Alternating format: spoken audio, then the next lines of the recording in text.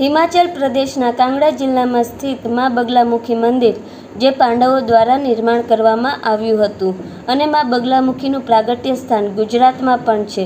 અને મા બગલામુખી મંદિરમાં 10 મહાવિદ્યાનો સમાવેશ છે. અને મા બગલામુખીને પીળો રંગ ખૂબ જ પ્રિય હોવાથી મંદિરની સજાવટ અને માતાનો શ્રૃંગાર પીળા રંગનો હોય છે. અને શત્રુઓ પર વિજય પ્રાપ્ત કરવા માટે મા બગલામુખીની આરાધના કરવામાં આવે છે. અને માતાના વિગ્રહને ધ્યાનથી જોઈએ તો તેમણે એક રાક્ષસની જીભ પકડી છે, અને કહેવામાં આવે છે કે આ રાક્ષસને વાઘસિદ્ધિ પ્રાપ્ત થઈ હતી, એટલે કે જે કાંઈ પણ બોલે તે સત્ય થઈ જાય. અને વાઘસિદ્ધિનો પ્રભાવ દૈવીય શક્તિઓ પર પણ પડવા લાગ્યો હતો, જેનાથી દેવતાઓ ત્રાહિમામ થઈ ગયા અને મા બગલામુખીની આરાધના કરી. ત્યારે મા બગલામુખીએ સૌપ્રથમ તે રાક્ષસની જીભ પકડી અને તેનો સંહાર કર્યો. ત્યારથી જ મા બગલામુખીના દર્શન કરવાનું ખૂબ જ મહત્વ છે. તો આવી વધુ ઇન્ફોર્મેશન માટે ચેનલને લાઇક, શેર અને સબસ્ક્રાઇબ કરો. થેન્ક